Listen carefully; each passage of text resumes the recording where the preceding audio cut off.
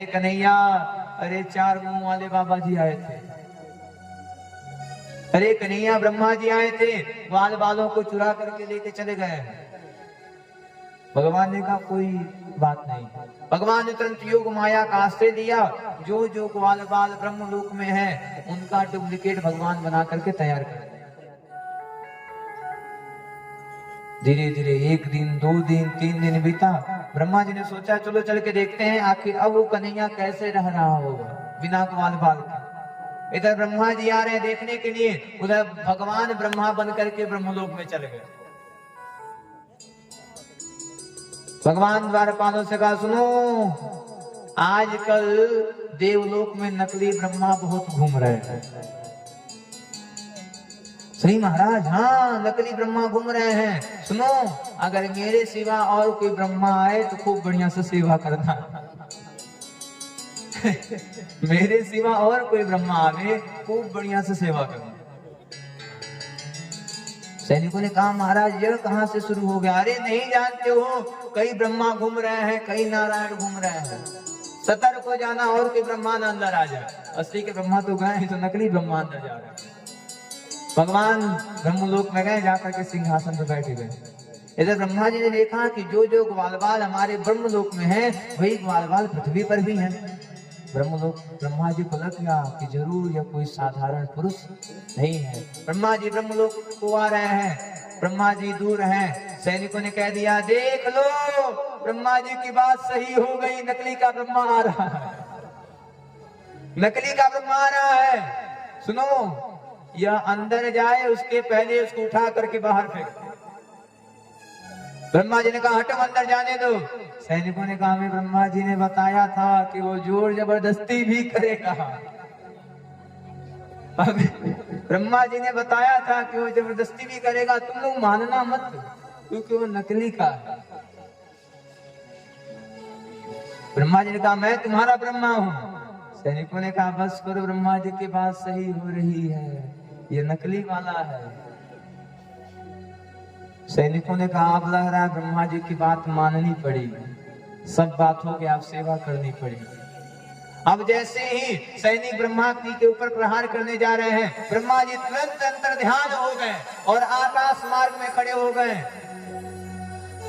सैनिकों ने कहा अरे यह तो असली के ब्रह्मा है, अरे प्रभु क्षमा करें, अरे प्रभु क्षमा करें। ब्रह्मा जी ने कहा तब और कौन ब्रह्मा है? अरे प्रभु आप असली के हैं तो अंदर कौन ब्रह्मा गया? आप असली के हैं तो अंदर कौन ब्रह्मा गया? ब्रह्मा जी को लग गया कि मैं जो गलती किया था उसका फल हमें मिल गया है। ब्रह्मा जी अंदर जा रहे हैं, अंदर जा रहे हैं तो क्या देख रहे हैं कि एक ब्रह्मा जी मस्त होकर के राजगद्दी पे बैठ करके ऐश कर रहे हैं। और ब्रह्मा कैसे आना हुआ? ब्रह्मा जी ने कहा आप असली के हैं कि मैं असली का हूँ? भगवान ने कहा मैं असली हूँ, या नकली का ब्रह्मा है, मानो इसे। सैनिकों ने कहा महाराज आप कह रहे हैं हम असली हैं, ये कह रहे हैं हम असली हैं, शक्ति आपके पास है, शक्ति इनके भी पास है, प्रभु हम कैसे विश्वास करें कौन असली के हैं? ब्रह्मा जी तुरंत भगवान के चरण में गिर गए, हे प्रभु हमको क्षमा कर दीजिए, हमसे गलती हो। भगवान तुरंत चतुर्भुज रूप को धारण करते हैं। बोलो नारायण भगवान की। ब्रह्मा जी गिर गए, प्रभु क्षमा करें हमसे गलती हो गया, मैं आपको कोई छोटा बालक समझ बैठा था, प्रभु जाइए अपने ग्वाल बालों को लेकर के चल जाइए। इधर भगवान ग्वाल बालिनियों के वहां नहीं गए हैं, ग्वाल बालिनियां भगवान के लिए तड़प रही हैं। मेरी माँ बापू जी आप भी तड़पना सीखिए, आप भी भगवान को अपना बनाना सीखिए। वालिनियां सोच रही हैं कि अब तक कन्हैया आया क्यों नहीं? कन्हैया माखन फोड़ता है उसमें हमारी संतुष्टि है, कन्हैया हमसे जोर जबरदस्ती करता है उसमें हमारी संतुष्टि है। अच्छा मेरी माँ, हाँ बाबूजी, कोई पूछे भगवान आपके कौन है तो आप क्या बताएंगे? भगवान आपके कौन है? मेरी माँ, भगवान को हमेशा अपना बनाने का प्रयास करिए। भगवान आपके पिता भी हैं, भगवान आपकी माँ भी हैं, भगवान आपके पुत्र भी हैं। आप किसी रूप में देखने का प्रयास तो करिए। आप लोग देखने का प्रयास नहीं करते हैं। मेरी माँ जितनी देर परिवार वालों का चिंता करते हैं, उतना देर नहीं, थोड़ा सा समय, उसमें से कुछ मिनट ही अगर भगवान का चिंतन कर लिए तो आपका ना जाने क्या से क्या हो जाए। हमने कल कहा था, चिंता करेंगे तो टेंशन होगा, टेंशन करेंगे तो बीमारी होगा। अगर वही भगवान का चिंतन कर लिए तो आपको भगवान का दर्शन हो जाएगा। और एक बार भक्त को भगवान का दर्शन हो जाए, उससे ज्यादा क्या चाहिए। अच्छा, अगर आप अपने बच्चे को पढ़ने के लिए हॉस्टल में भेजते हैं और 10 साल हो गया है, तो बच्चा हमेशा सोचता है कि भले मुझे कुछ मिले या ना मिले, लेकिन एक बार मुझे अपने माँ बाप का साथ मिल ले। आप भी सोचते हो कि 10 साल हो गया, चलो चल करके अपने पुत्र से मिल देते हैं। अगर पुत्र एक बार अपने माँ बाप से मिल जाए तो सारे सुखों को भूल जाता है। मेरी माँ ठीक उसी प्रकार से अगर एक बार एक भक्त को भगवान का दर्शन हो जाए, फिर उससे ज्यादा उसको क्या चाहिए। कुछ नहीं। इधर भगवान धीरे धीरे बड़े होते हैं, इधर भगवान धीरे धीरे बड़े होते हैं, और धीरे धीरे बड़े होते हुए भगवान धेनुकासुर का उद्धार करते हैं। इधर ग्वाल बालों ने आकर कह दिया, कन्हैया सुनो, यमुना जी में कम जाया करो, वहां पे कालिया नाग रहता है। भगवान ने कहा, देखो मेरा जन्म हुआ है दुष्टों का उद्धार करने के लिए, और मैं जन्म हुआ है दुष्टों का उद्धार करने के लिए। भगवान जा रहे हैं, अपने मित्रों को पास बुला करके यमुना के किनारे कंदुकेन यानी कि बैट और बॉल खेल, क्रिकेट खेल रहे हैं। बॉल था सुमंगल का। भगवान की माया देखिए, क्या माया है भगवान की, क्या माया है भगवान की। सुमंगल ने कहा, देख कन्हैया, बॉल तो फेंक रहा है, अगर बॉल यमुना जी में गया तो तुझे नाना पड़ेगा। भगवान ने कहा, बॉल लेते आए। बलदान ने कहा, कन्हैया ध्यान देना, यमुना में कालिया है, डस लेगा, बहुत खतरनाक है। भगवान ने कहा, भैया चिंता मत करो, बॉल यहीं तक जाएगी। भगवान इतने जोर से बॉल को फेंकते हैं कि गेंद यमुना जी में जाकर के गिर जाती है। सुमंगल ने कहा, हे कन्हैया, मैंने तुझे पहले कहा था कि गेंद बाहर नहीं जाना चाहिए। सुनो, जाओ मेरा गेंद लेकर के आओ, जाओ मेरा गेंद लेकर के आओ। भगवान ने कहा, तुझे तेरा गेंद चाहिए, लो। भगवान दौड़ते जाते हैं, वो यमुना जी में दे छलांग, शोर मच गया। अरे कन्हैया यमुना जी में कूद गया, अरे कन्हैया उस कालिया नाग के घर में कूद गया। भगवान जा रहे हैं तो क्या देख रहे हैं, यह कालिया नाग खूब खर्राटा लेकर के सो रहा है। इसकी पत्नियां बगल में हैं। इसकी पत्नियों ने जैसे भगवान को देखा, लगी सोचने कि आखिर यह बालक अब तक जीवित कैसे बच गए। पत्नियों ने कहा, सुनो बालक, कहां से आए हो, यहाँ क्या कर रहे हो, क्या चाहिए। एक पत्नी ने कहा, अरे देखो गेंद आया है, गेंद लेने आए हैं। भगवान ने कहा, सुनो देवी, न हम गेंद लेने आए हैं, न हम आपसे मिलने आए हैं, हम आपके पति को मारने के लिए आए हैं। पत्नी ने कहा, अरे देखो देखो, छोटा सा बालक हमारे पति को मारने की बात करता है। अरे जो शुद्ध बोल नहीं सकता, जो शुद्ध बोल नहीं सकता, वो हमारे पति को मारने के लिए जा रहा है। अरे बालक चल जाओ यहाँ से, पति के एक फुंकार में ही तुम जल करके भस्म हो जाओ। भगवान ने कहा, ऐसी बात है तो लो। भगवान एक पांव उठाते हैं और कालिया नाग के पैर पे रखते हुए, कालिया नाग के पूंछ पे पैर रखते हुए भगवान तुरंत कालिया नाग के फन पर चढ़ जाते हैं। कालिया नाग का नेत्र खुला, कालिया नाग विष फेंकना शुरू कर दिया। भगवान उसके फन पर नाचने लगे। तुलसीदास जी बहुत सुंदर सा गीत गाते हैं। आई जिनको याद होगा वो गाएंगे, जिनको नहीं याद होगा हाथ जोड़ के भगवान से प्रार्थना करेंगे। गिरधारी तांडव गति मुंडन पर नाचत गिरधारी, तांडव गति मुंडन पर नाचत गिरधारी।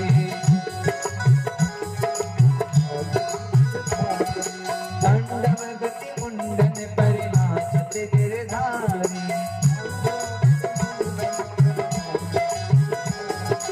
तांडव गति मुंडन पर नाचत गिरधारी, तांडव गति मुंडन पर नाचत गिरधारी।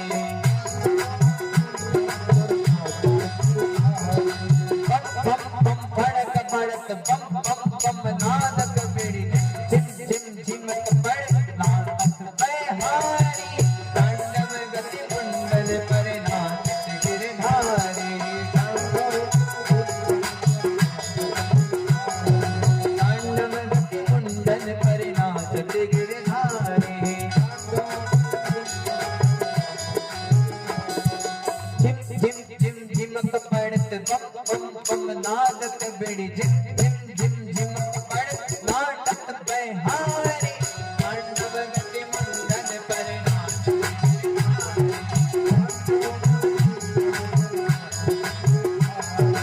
सूरदास की ये बाण तिम किम किम हूँ न जान, किम किम किम नादक बड़ी नादक बहारी।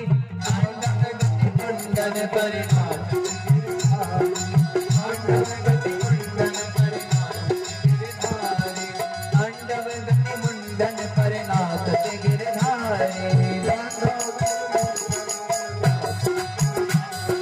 तांडव गति मुंडन पर नाचत गिरधारी, तांडव गति मुंडन पर नाचत गिरधारी, तांडव गति मुंडन पर नाचत गिरधारी। बोलो राधे राधे।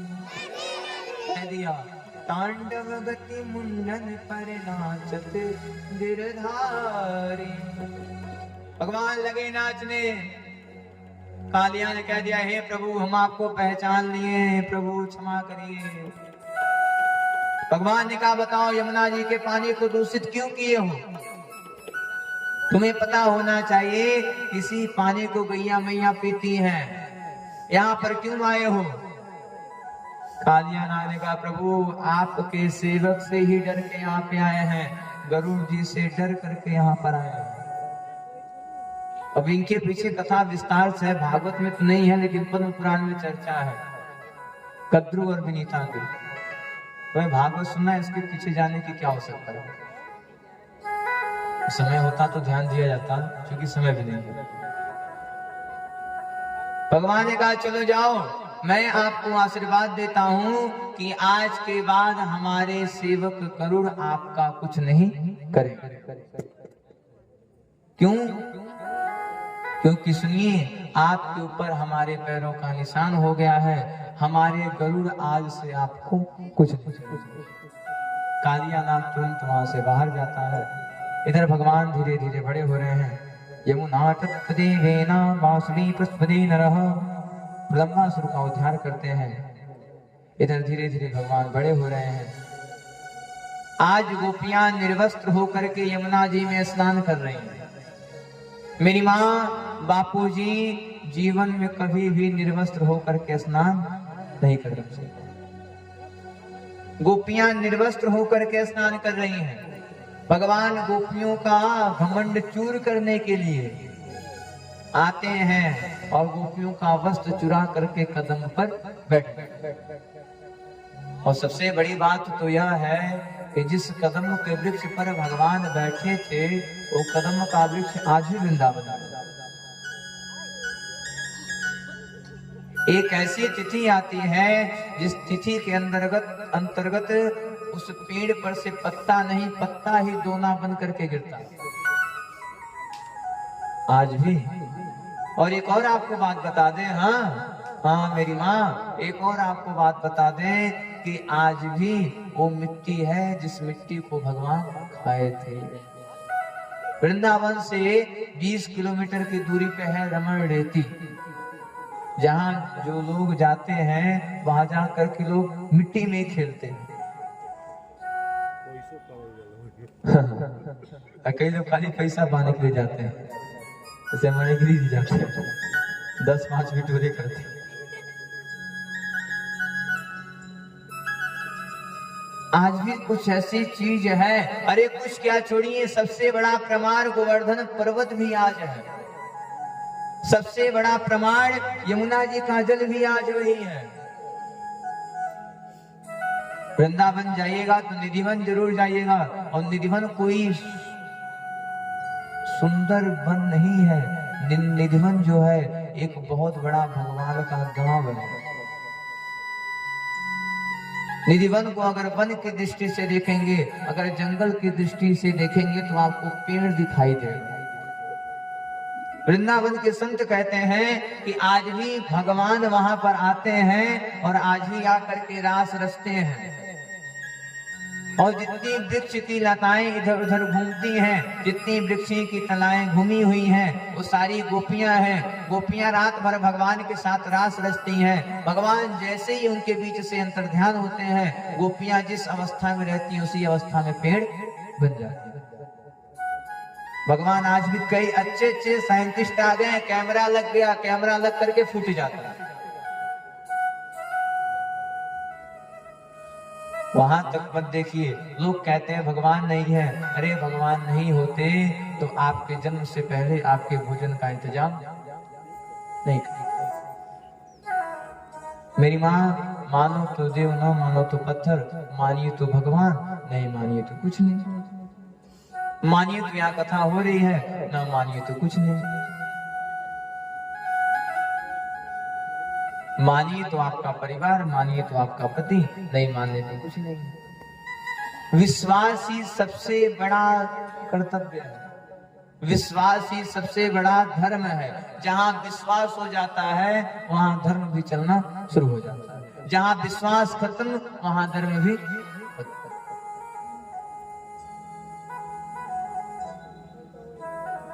गोपियां निर्वस्त्र होकर के स्नान कर रही हैं। भगवान आते हैं और गोपियों का वस्त्र चुरा करके कदम के वृक्ष पर बैठ गए। गोपी ने कहा, हे कन्हैया, अरे माखन चुराते चुराते वस्त्र कब से लगे चुराने। अरे कन्हैया शर्म करो, गोपियां स्नान कर रही हैं, तुम वस्त्र चुरा लिए हो। कन्हैया वस्त्र को दे दो। भगवान ने कहा, हम वस्त्र नहीं देंगे। एक गोपी ने कहा, चलो मैं जा रही हूँ नंद बाबा से कहने। भगवान ने कहा, हिम्मत है तो बाहर निकलो। अब गोपियां निर्वस्त्र हैं, जमुना जी से बाहर कैसे निकलेंगे। अरे कन्हैया, कितना निर्लज्ज है तुम, गोपियां स्नान कर रही हैं, तुम वस्त्र लेकर के कदम पे चढ़ा है। भगवान ने कहा, सुनो, आप लोग निर्वस्त्र स्नान कर करके जल के देवता वरुण देवता का अपमान किया। आप लोग वरुण देवता से प्रार्थना करो, वरुण देवता से माफी मांगो।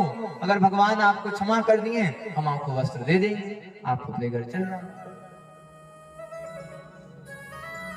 इधर गोपियां वरुण देवता से प्रार्थना करती हैं, जगदीश सुधीश भवे सभी हो, परमेश परात्पर पूत पितम, प्रणितम पतितम हत बुद्धि बलम, जनतारण तारण प्रापित। हे प्रभु जगदीश नारायण, क्षमा करें, प्रभु हमसे गलती हो गई। भगवान गोपियों को उनका वस्त्र देते हैं और वहां से जाने का प्रयास करते हैं। गोपियों ने कहा, हे कन्हैया, तुमसे एक वरदान चाहिए। भगवान ने कहा, मांगो, क्या मांगती हो। कन्हैया सुनो, आने वाली शरद पूर्णिमा की रात्रि में हम तुम्हारे साथ रास रचेंगे। भगवान ने कहा, जाओ तथास्तु, आने वाली जो शरद पूर्णिमा की रात्रि है, उस रात्रि में हम तुम्हारे साथ रास रचेंगे। गोपियां कात्यायनी माँ का पूजा करती हैं। कहा जाता है कि जिन भी बहनों का विवाह नहीं होता हो, विवाह में लेट होता हो, अगर वो कात्यायनी माँ का पूजा कर लेती हैं तो शीघ्र शीघ्र उनका विवाह संपन्न हो जाता है।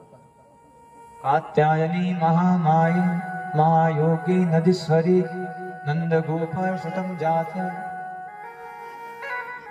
कात्यायनी माँ का पूजा करने मात्र से बहनों का विवाह शीघ्र ही हो जाता है।